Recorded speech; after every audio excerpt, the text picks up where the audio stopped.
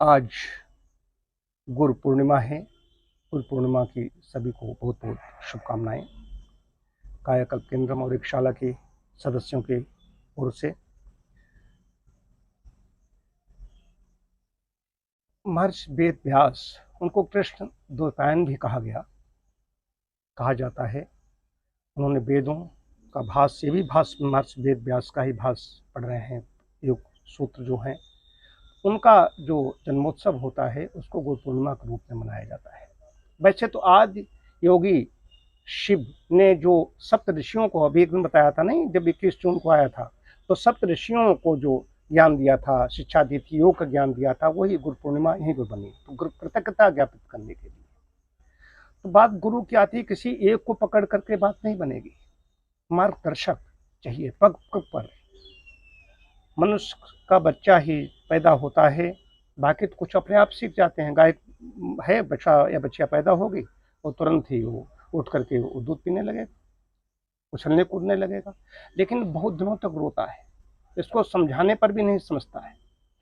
गिलहरी है, गिलहरी को यहाँ पर देखते हैं, रोज मूंगफली के दाने डाले जाते हैं, वो अपने आप छिल छिल के छोटे हाथों से उन्हें छिलका नहीं खाना, उन्हें दाना निकालना है।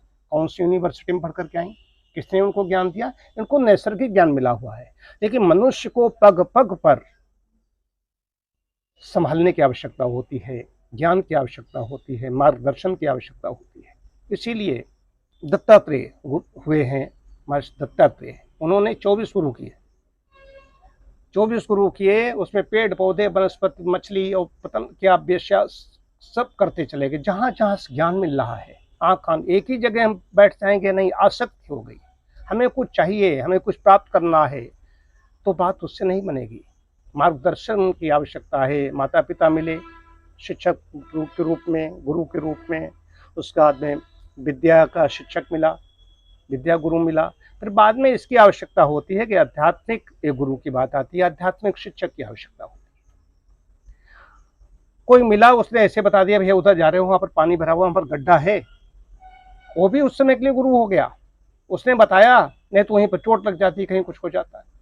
हम लोग रास्ते में चलते, अभी एक दिन जा रहे थे तो उससे हम लोग कार से जा रहे थे, तो एक कोई जा रहा था, उसका वो लगा था नीचे, क्या कहते हैं, स्टैंड कहते हैं, क्या कहते हैं, स्टैंड लगा हुआ था। तो मन में आया इसको बता दें, तो हमारे मन में नहीं आया। परमात्मा कह रहे इसको बताओ, उन्हें चोट लग जाएगी। परमात्मा की व्यवस्था है, परमात्मा उसकी रक्षा करता है। तब तक उसने अपने आप ही, या किसी ने बताया हो तो अपने आप संभाल लिया उसका। तो हमें लगता है कई बार हम करते हैं, हमने उसका एक काम कर दिया, नहीं, परमात्मा ने हमारे द्वारा उसका काम करा दिया जाता है। खैर, बात ये कहनी है, ये मनुष्य जो योनि है, 84 लाख योनियों से भटकता हुआ प्राणी मानव जीवन प्राप्त करता है। 84 लाख योनियां कहते, 84 लाख योनियां किसने गणना की? आज तो जो शोध हो रहे हैं, जो नए जो स्टडीज हैं, अध्ययन है, बता रहे हैं कि वो पहुंच रहे हैं, और कहा जा रहा है भैया वेद ने, पुराणों ने ये बात सही कह दी है कि इतनी योनियां हैं, हो सकता है इससे भी ज्यादा हों। वायरस वायरस, कीटाणु विषाणु, जितना सब कुछ, पशु पक्षी कीट, ये सब कुछ उसी में आते हैं, लता पतान, ये सब योनियां हैं। तो उसमें ये मनुष्य दरवाजा है, ये बर्तुल जो चक्र घूम रहा है, ये दरवाजे पर आ गए हो, या आप यहां से निकल जाओ, इससे निकल, सूत्रामाणम पृथ्वीम दैवीम नाभम, ये दिव्य नौका है, इस पर बैठ करके निकल जाओ संसार सागर से, और नहीं तो फिर उसमें प्रवेश कर जाओ। दरवाजे पर खड़े न रहो, निकल जाओ। तो सारी समस्याओं, जो समस्याएं, उनका समाधान क्या है? ध्यान और समाधि। इसके बिना कोई समाधान नहीं है, ये करना ही पड़ेगा। और इसके लिए क्या करना पड़ेगा? जैसे इसमें पानी भरा, जल भरा, तामपात में सफाई बड़ी अच्छी की, नींबू लगाया, इस दीपाली ने उसको साफ किया, तो इसमें पानी भरा, इसमें जल भी हम लोगों ने आचमन किया, ये कितने स्वच्छ बर्तन। उसी तरीके शरीर को भी मांजने धोने की आवश्यकता है, इसमें वैसे नहीं भरेगा। तो सफाई करनी है हमें शरीर की, हमें उस ओर बढ़ना है, और गुरु अपना बनना है। आज का मुख्य है कि कोई किसी को बहुत उपदेश दे रहे हैं, सब कुछ हो रहा है, लेकिन उपदेश लेने वाला हो, गुणग्राही तो हो, उपदेश स्वयं को देना है, गुरु अपना बनना है।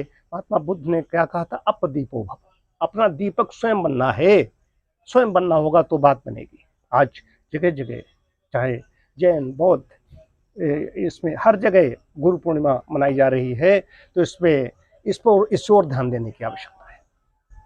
तो इसमें सतत लगे रहना है। कल बताया था चित्त नामक नदी बह रही है। अभ्यास और वैराग्य से ही हम वहाँ पर पहुँच सकते हैं। ये करना पड़ेगा, इसके अलावा और कोई चारा नहीं है। ये हमारी पेट थोड़ा कम हो जाएगा, हमारा थोड़ा वजन कम हो जाएगा, हम हल्के फुल्के दिखेंगे, हमारा नजला ठीक हो जाएगा, जुकाम तो फालतू बातें हैं।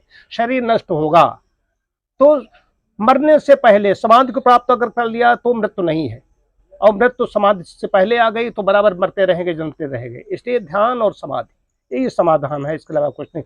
भयम अमृतम अमृतस्य पुत्र श्रुताश्रुतर उपनिषद कहता है, हम अमृत पुत्र हैं, उस अविनाशी परम पिता परमात्मा के संतान है। पिता होता है, अपने पुत्र के कहीं फांस नहीं लगने देता है, उसकी हिफाजत करता है, उसकी रक्षा करता है, उसके लिए जो आवश्यकताओं की पूर्ति करता है, जो भी अपनी सामर्थ्य है उसके हिसाब से पिता करता है, ज्यादा से ज्यादा करना चाहता है।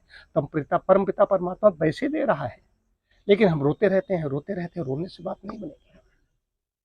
हम अमृत पुत्र हैं और इसको ध्यान रखते हुए आगे बढ़ते चले जाइए।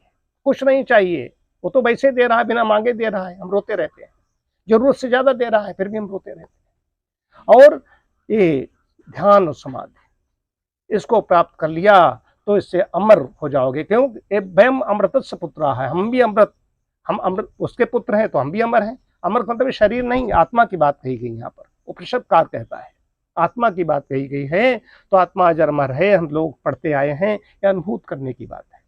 तो ध्यान योग के अलावा कोई रास्ता नहीं है, उस पर सतत हमें चलते जाना है। बहुत बहुत शुभकामनाएं।